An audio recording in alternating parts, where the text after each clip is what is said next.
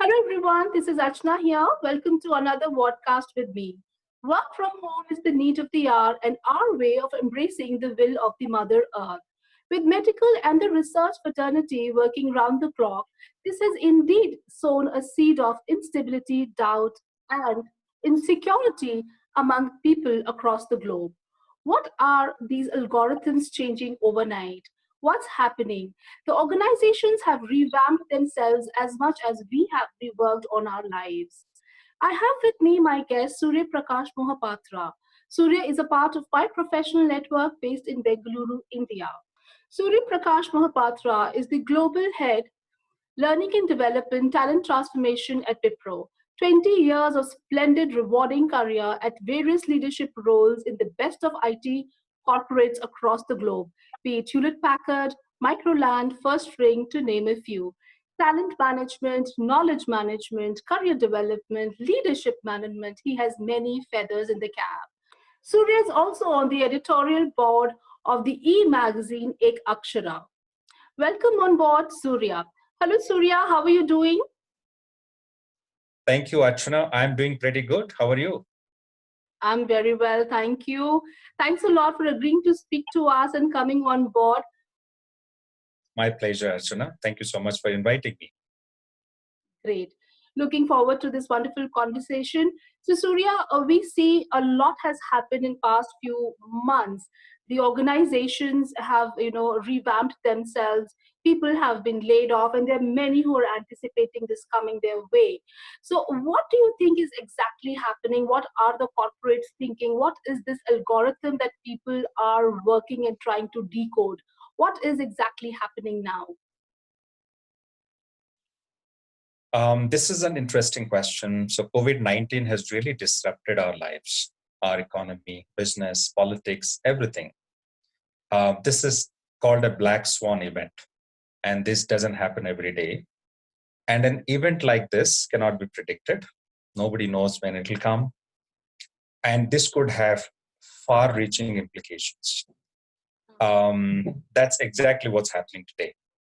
So it is impacting organizations, businesses, societies, countries, families, and so on. If you ask me what organizations are thinking today, it depends on which organization, which industry that we're talking about. Because COVID-19 has really positively impacted a few organizations and it has really badly impacted some others. Some industries have actually emerged stronger and some industries are struggling. So it depends on which industry we're talking about, which organization we're talking about, which situation they're in, what circumstances they're in, and what they're thinking. Now today, most of the organizations are thinking at the beginning, how do they survive this crisis? How do they come out of it? How do they support their workforce, their people, to deal with this crisis better, because these are difficult times. While organizations are in deep trouble, the people are also, they are struggling, they're experiencing difficult times. So organizations are now thinking about how to take care of their people, how to take care of their customers, partners, stakeholders. At the same time, how do they survive and come out of this crisis? I think that's probably the top of the mind today when we talk about organizations, leaders, and so on. So now, most organizations are also thinking ahead of COVID-19. They're thinking beyond COVID-19. What are the options available for them? What they can do? What should be their strategy going forward, and so on. So as we look at it, I wrote about it in one of my recent articles. I mentioned that beyond COVID-19, there are three paths, there are three ways, three roads leading us to the future. One is the road to perish, the other one is the road to survive, the third one is the road to thrive. And organizations, leaders, and people who are in a state of denial, who believe that we will go back to the old world in the next few days or weeks, they're probably likely to perish. It's the hard truth. Organizations who are willing to change, who are prepared to adapt to the new world, will survive. Yeah. Yeah. But organizations who can reimagine themselves, who can reinvent themselves, are the ones who will not only survive, they would also thrive. They would Yeah. actually excel. They would rewrite the rules of the new world. Yeah. Yeah. So it depends on what mindset the leadership in organizations have, the entrepreneurs Yeah. have, and what they're thinking, what choices they're making, what decisions they're taking, what actions they're taking, and that would define and decide their future, their destiny. Absolutely. I think you're very well said this, very well put across. In fact, this reminds me of the number of videos I see on your LinkedIn page that talks about different things people can resort to in these difficult times. Viewers, you can definitely catch hold of those videos since he is on the editorial board of the LNZ community. Is a e-magazine. There are many videos that can help us, understand and bring more focus into our lives.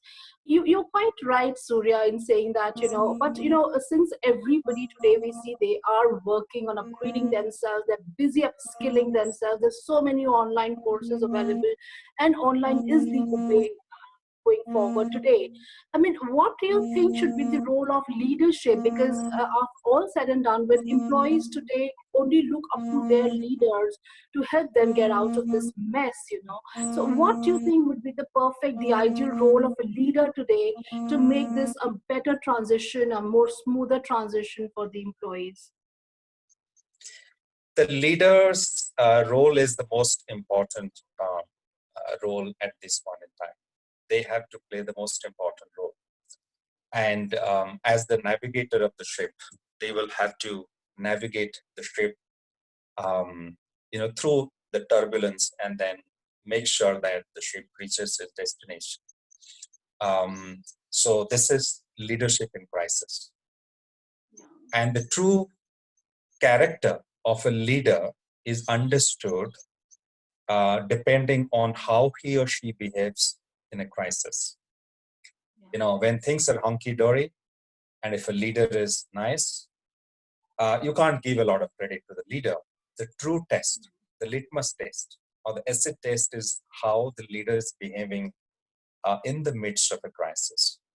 Absolutely. So, if I have to respond to your question as to what should be the role of the leader, I would say to begin with, the leader must try and look inside and find out what he or she thinking, what are his or her emotions, what is his or her mental state at this point in time. When we are flying, the in-flight announcement says, put on the oxygen mask yourself first before helping others. So the leader Absolutely. has to help himself or herself first before he or she is ready and prepared to help others. Of course, his or her role is to help others.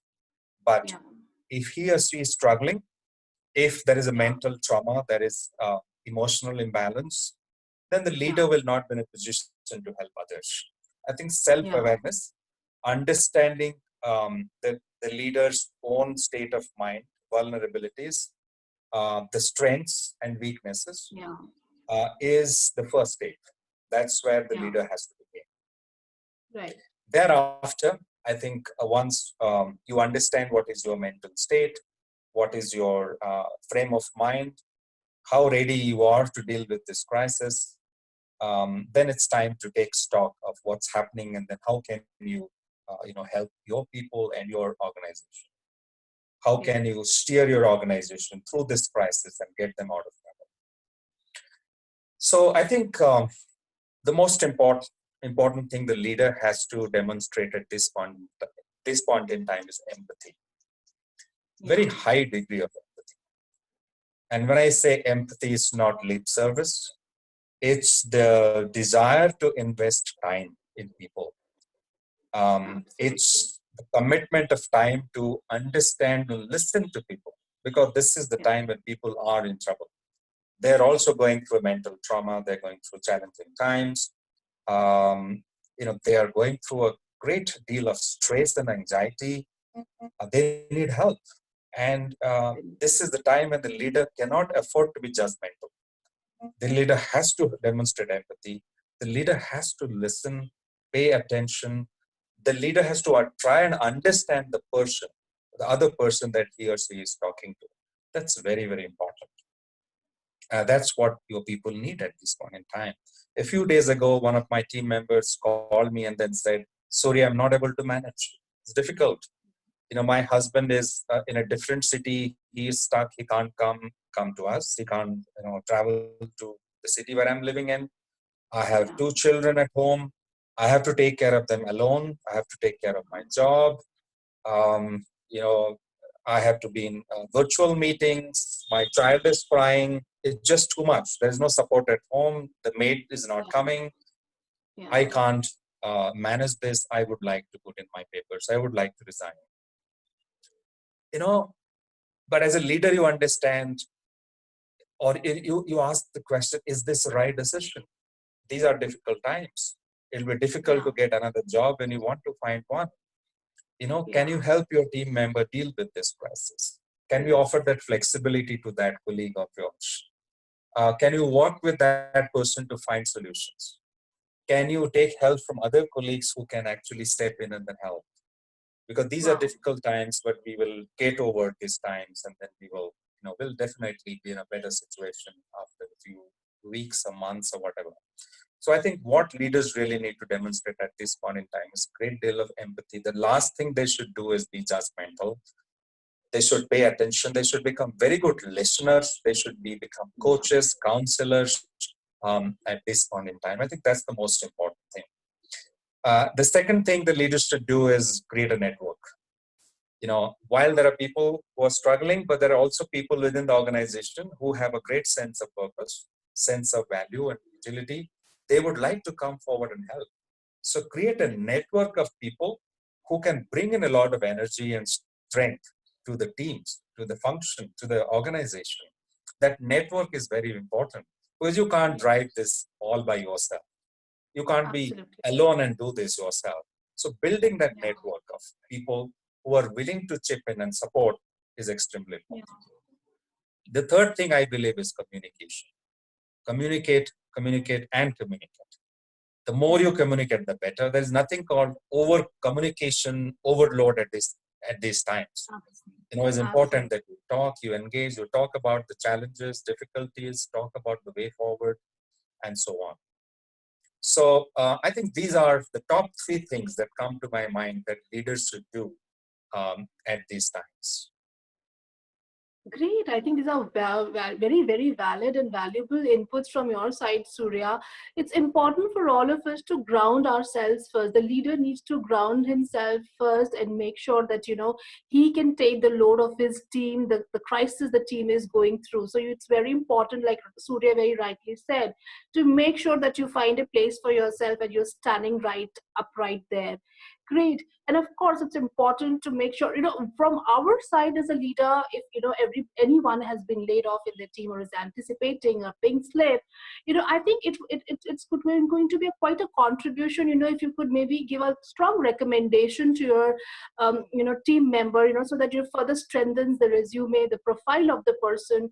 Of course, give up, make sure that you communicate, you create that network, give them that support, let them, empathy comes into being. Of course, I think these are very important ingredients that actually make you the leader you are. These are very important testing times for all of us, and I think communication is the best way going forward. Make others comfortable, and in the entire scenario, I think this is really wonderful. Surya, what else would you like to share with us on this? I think we talked about the role of the leader, but we can talk about the role of professionals, employees, Yeah. um, and I think it's important for them to understand that these are difficult times, and Yeah. uncertainty has become a way of life. Yeah. So the important thing is for all of us is to get used to this. But that's going to be the reality of our life. And we need to understand that the world is going to change, and the way we used to work, we used to deal with our customers, with our stakeholders and partners, the way we used to do business, all that probably is going to change. So we need to prepare ourselves for the future. I think that's important. And how do we do that? Uh, we can do that by trying to find out more about the new world. The new world, gig economy is going to become probably more prominent. While people used to work full time for many, many years in the same organization, that's going to change. So in future, we will find more contract employees, more part-time employees. We'll find people working for multiple employers. We will find freelancers. We'll find more startup entrepreneurs, and so on. So I think most important thing for all of us is to decide uh, or answer this question: can I become more flexible? Should I hold on to my company, my industry, my job, my organization, my city, my country? Or am I open to working in any city, for any organization, in any industry? Do I have that flexibility and adaptability? If I become rigid, I would struggle. But if I'm flexible, I will be able to navigate through the crisis, through the situation, through times in future. I think flexibility is important. So, is it okay if I lose my job and I'm not going to get a job for another 3 months or 6 months? How do I still manage myself? Can I become a freelancer? Can I take up some part-time assignment, and so on? I think flexibility and adaptability is an important thing that we should look at. The second thing is strengthening our own network. These are the times where networks come to help. Having a strong network, having connect with people in the industry from different walks of life, from various parts of the industry, is going to be very, very helpful. Having a good mentor that you can fall back on, bounce of ideas, is a good idea. And I would also say using this opportunity to upskill yourself, upgrading your skills is absolutely important. I read about this couple in Maharashtra when the first time the lockdown phase 1 got announced, and the lockdown was for 21 days. This couple decided to dig a well in their courtyard. They were planning to have a well in their house for many, many years, but they did not have the time to do that. But when they got this 21 days, they said, let's make use of this time. Actually, they dug up a well in their courtyard. And within 21 days, they had a well. And this is a fantastic use of time. While that's one example, I think professionals like us, we can use this time to upskill ourselves. This is good amount of time when we're not going out. There's not much of entertainment. We're not going to malls and theaters. There is good amount of time. If you have time, I would say make use of this time wisely, upskill yourself for the future, because you don't know what's going to happen in future, what skills will be required in future to survive. So that would be my recommendation. Lovely. I think, flexibility is the key word here. I think that's a wonderful takeaway for all the viewers. Because what Surya is trying to make a point here is flexibility is one thing we need to, bring into our lives now. Even if we have been laid off, you can actually consider various options, consider being a freelancer, maybe consider various options where you can absorb yourself in different organizations. You could be working part-time in not one, but many organizations now. And we also have the options for serving companies abroad now, because everything is happening online, which also means different sources of income flowing into the family, which I think is not a bad news. I think this is a very good news. Working on this, letting yourself adopt to this new system is the way forward, and the only way forward is the way forward. I think this is wonderful. Also work on your network, also work on your upgrading yourself, keep yourself busy, other than thinking what next. If we keep thinking positive and working on what we can do to resolve this issue. Of course, mentoring is very important. Make sure you have somebody who you can simply discuss what's going on in your mind, come up with ideas, come up with newer ways of networking people, and from different walks of life. You might be serving the IT sector, you might be serving the hospitality sector, but this is the time to go broaden your vision, go in different ways, reaching out different communities, different organizations, different sectors, because we need to network today to get in more opportunities our way. I think this is really wonderful, Surya. What else? I think you have spoken about leaders, they're changing roles. You've spoken about how professionals should welcome this change. What next? I mean, of course, the organizations, they have revamped themselves a great deal. What next? What is the one positive thought you would like to, give in Yeah. here so that we can, yeah, Another thing I would like to talk about is in future, professionals need to keep in mind is organizations would value, they would look at the value that you bring. So, and they would look at fitment over qualification or experience. yes, They would look at value over designations and titles. They would look for a lot of flexibility. They would look at flexible ways of recruiting people, um, providing compensation for the work that people do, and so on. You know, we could see a lot of changes in the salary structure, compensation structure. There yeah, could be more flexible pay structure, and so on. Because at difficult yeah, times, companies would struggle to pay salaries. So they would prefer a structure which is more flexible. yeah, So I think as professionals, we need to keep in mind in future, uh, our past experience may not count as much as it did in the past. It would matter. What would matter is the value that we bring in. Do I fit into that role? Do I fit into that organization? Am I going to solve problems for this organization, and so on? What organizations would need in future? They would want to bounce back after this crisis is over. They would yeah, want to become more resilient. They would like yeah, to transform the way they have been running business, and we have been already seeing organizations thinking about transformation. yeah, Now the question is, can I be somebody who can help my organization or team bounce back?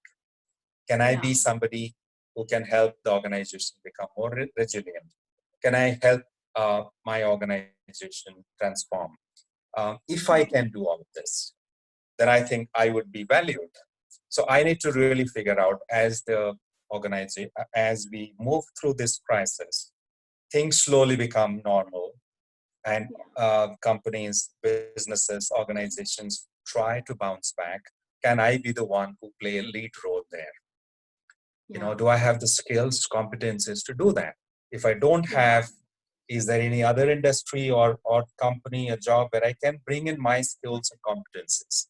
Or do I yeah, need to upgrade my skills?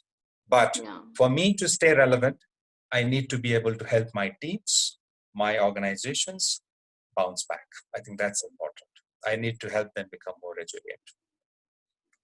Absolutely, Surya. I think it's all about making sure what your core competencies are. This is not the time you can bank on your past laurels. This is about adaptability. This is about flexibility. This is all about making sure you can fit in yourself in what space in that company, add value to what they're asking for, because everything has changed. The patterns of recruitment has changed. The titles don't matter today. It's all about what you can bring into the table, and as Surya rightly said, bounce back, make your team come back and work with that same passion and bring value to what you have been doing. I think that's wonderful. Thank you so much, Surya, for coming on board. I think you've touched upon every little point that people need to work on, be it organizations, be it leaders, be it professionals. I think this has been a very impactful and a very wonderful conversation we've had with you. Thank you so much, Surya, for coming on board. It was a pleasure having you on board. Thanks a lot. Thank you, Archana. Thank you once again for this opportunity. I enjoyed having this conversation, and I hope whatever we discussed would be helpful to professionals. And I would like to kind of share at the end that the knowledge that we had in the past, the knowledge that we acquired in our universities or colleges or educational institutions probably is not relevant today. The knowledge that is required tomorrow may not exist today, which will probably evolve in the next few years. So I think the most important thing for all of us to become lifelong learners, adaptable and flexible. At the same time, be willing to experiment and try new things and be fearless. And I'm Absolutely. sure we Great. don't have to worry about anything. Thank you Great. so much Thanks a once again, lot. Archana, for this opportunity. Thank you so much for showing that drive and hope to all of us. Thank you, Surya. Thanks a lot. Have a wonderful life ahead and a great future. Thank you. Thank you. What a wonderful conversation with Surya Prakash Mohapatra. He has touched upon all the relevant topics today. He's spoken about the changing roles of organizations. What are the corporates thinking today? What is the role of the leader in today's scenario? What should an employee be doing at this point in time to ensure cash flow in his accounts? Lovely. It's very important. We need to understand that today everything is changing. The way recruitment is happening is changing. It's not about your core competencies today. It's not about the titles you have been holding. It's about what value you can bring to the table, because everything is going to be changing. You can consider being a freelancer, being a consultant in not one but more than one companies, not in India but maybe across the globe, and have more and more income flowing into your accounts from different sources. I think that should be the idea. That should be the way going forward. You should be more flexible, more adaptable to maybe work on the passions you have. You could be a good writer, you could be a good public speaker, you could be a good in accounts, you could be a good IT person, you could be good in multiple things, but maybe you have been just doing one thing all your life.